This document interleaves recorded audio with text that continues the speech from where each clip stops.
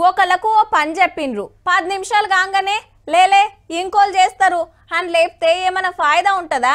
ఓ పొంటే time ఇవ్వాలి కదా, అప్పుడే ఆ పని ఏంది, అందులో తక్లీఫ్ ఏంది, మంచి ఏంది, చెడేంది తెలుస్తుంది.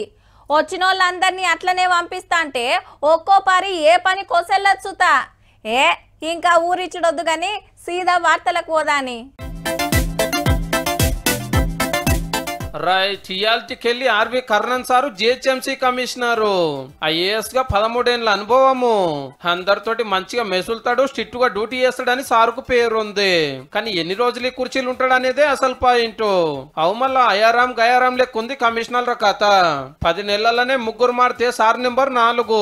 అప్పట్లో రొనాల్డో రాజు గారు 11 నెలలు, అటెంక్ అమ్రపాలి మేడం 5 నెలలు, నిన్నటి దాకున్న ఇలంబర్తి సారు 6 నెలలు పనిచేసిండ్రు. ఇంత పెద్ద సిటీ, కోటి జనాభా, 150 డివిజన్ ఉన్న హైదరాబాద్ లా ఏడేమున్నది, ఎవరితోటి ఎట్లా పని చేపియాలనేది తెలుసుకోవడానికే 2-3 నెలలు పడుతుంది అల్కగా. అంత జగబట్టిగా కొత్తదేమన్నా చేద్దామనే మోపుకే ట్రాన్స్ఫర్. రోడ్లు శుద్ధిగా ఉంచాలి, చెత్తకుప్ప లేకుండా చూడాలి, మోరీలు గట్టియాలి, నాలాలు మంచిగా వేయాలి, పార్కులు జగబెట్టాలి, కరెంటు బుగ్గలు వేపియాలి, బర్త్ సర్టిఫికేట్లు ఇప్పియాలి, డెత్ సర్టిఫికేట్లు ఇప్పియాలి, ఫ్లైఓవర్, అండర్ పాస్లు, ఇట్లా పట్నంలో ఏడేం తిప్పలున్నా అరుచుకోవాలి. బొచ్చడు పని. రెగ్యులర్, కాంట్రాక్టు, అవుట్ సోర్సింగ్ ఇట్లా అందరినీ కలుపుకుంటే ఏం తక్కువ 30,000 మందితోటి పని చేపియాల్సి ఉంటది. అమ్రపాలి మేడం ఆంధ్రాకు పోవాల్సి ఉంటే అటెంక్ వచ్చిన ఇలంబర్తి సారు అప్పులు దేకుట ఆస్తి పన్నులు వసూలు చేసి మంచిగానే చదువుకుంటూ వచ్చిండు కానీ లీడర్లు చెప్తే వినకపోతుండేనట. తెలంగాణ ఫుడ్ సేఫ్టీ కమిషనర్ గా కర్ణన్ సార్ పంతనం చూపించిండు. ఇక జిహెచ్ఎంసీ కమిషనర్ గా ఎట్లుంటాడో చూడాలి.